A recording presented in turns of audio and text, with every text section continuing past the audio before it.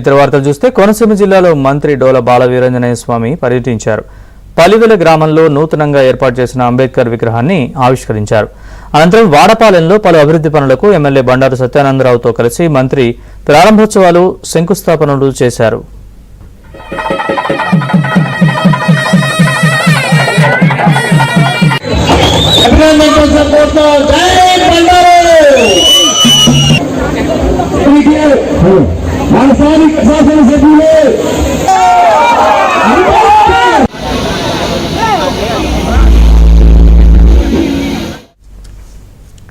గత పాలకులు బీఆర్ అంబేద్కర్ విదేశీ విద్య పేరును తొలగించి దళితులను అవమానించారని మంత్రి ఆరోపించారు. కూటమి పాలనలో అంబేద్కర్ విదేశీ విద్య కార్యక్రమాన్ని పూర్తి స్థాయిలో అమలు చేస్తున్నామన్నారు.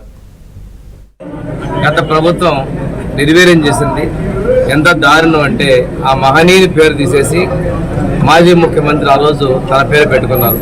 అంటే ఆ పథకం మీద, ఆ మహానుభావుల మీద ఆయనకు ఉన్నటువంటి చిత్తశుద్ధిని అదే అర్థం చేస్తూ ఉంది. దీంతోపాటు లేటుగా చాలా తక్కువ ఇన్స్టిట్యూట్స్లో ఇచ్చారు, తక్కువ మందికి అవకాశం కల్పించారు.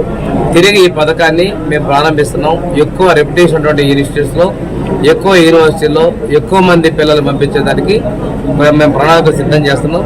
ముఖ్యమంత్రి గారు కూడా తగిన గైడ్ లైన్స్ తీసుకొని రమ్మన్నారు, ప్రిపేర్ చేసుకొని రమ్మన్నారు. ప్రాసెస్లో ఉందండి. ఈ విద్యా సంవత్సరం నుంచే డాక్టర్ బిఆర్ అంబేద్కర్ విదేశీ విద్య అనే పథకాన్ని మేము అమలు పరుస్తున్నాం. పశ్చిమ గోదావరి జిల్లా ఉండి నియోజకవర్గంలోని వైసీపీకి